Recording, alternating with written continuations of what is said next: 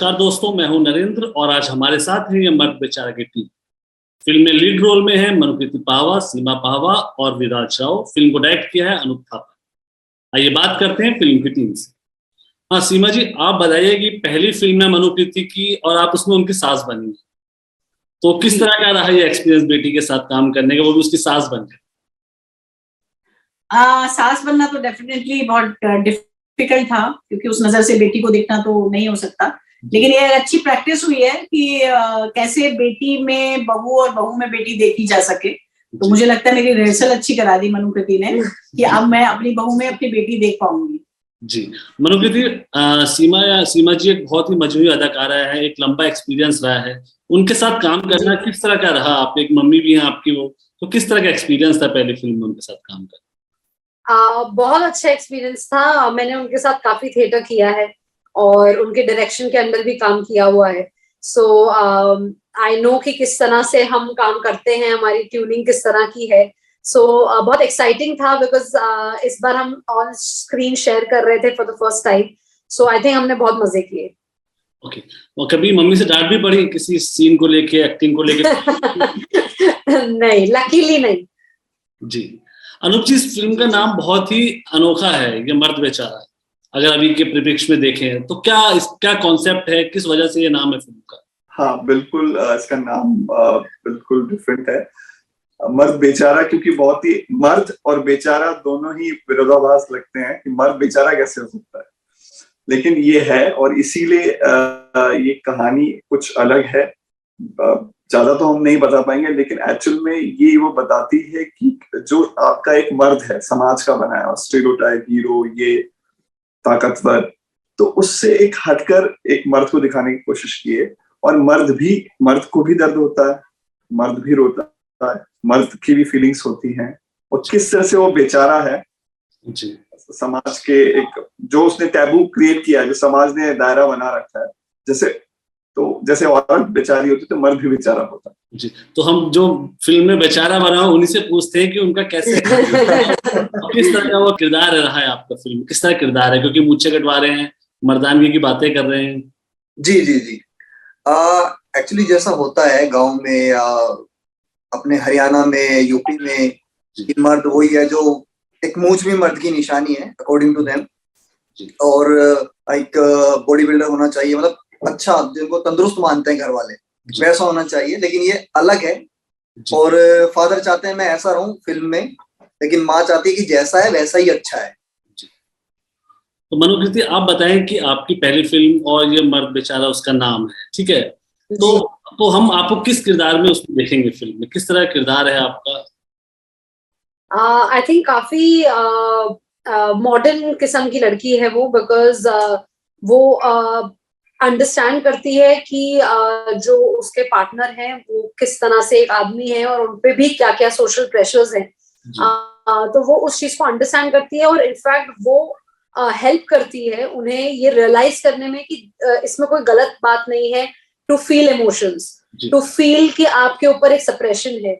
और फिर वो उन्हें हेल्प करती है उस चीज से बाहर निकलने के लिए।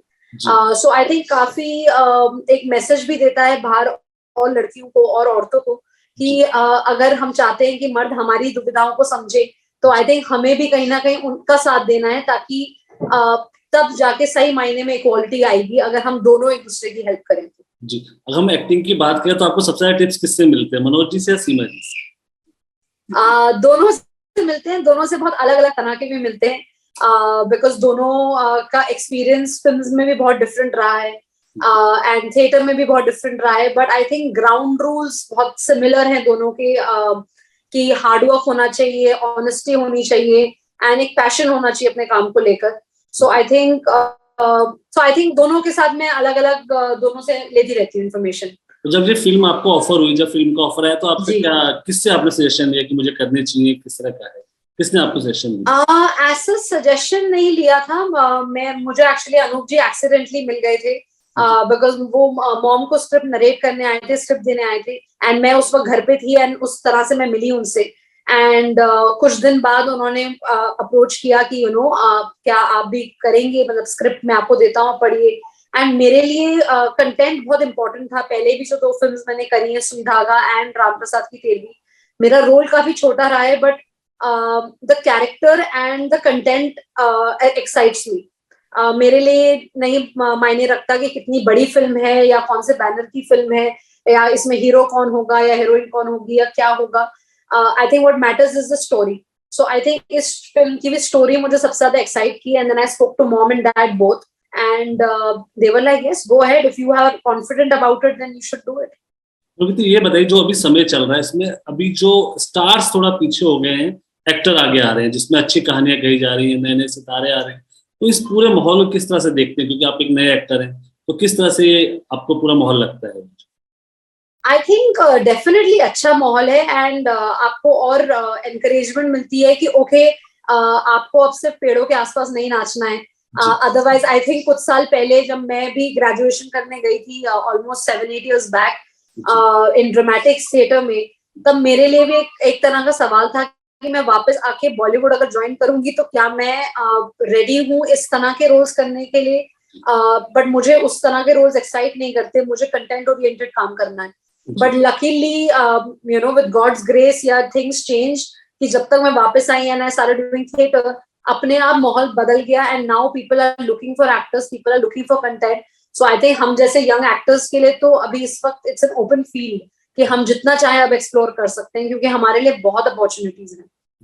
सीमा जी, आप बताएं, आपका एक लंबा एक्सपीरियंस रहा है दूरदर्शन से शुरू करके आज आप बॉलीवुड में जाना पहचाना नाम है, और आप जिस तरह काम करती है फिल्मों में वो एक पहचान छोड़ जाता है, तो किस तरह का बदलाव आपने इस लंबी जर्नी में देखा है? आपने कितना सिनेमा बदला है अभी से?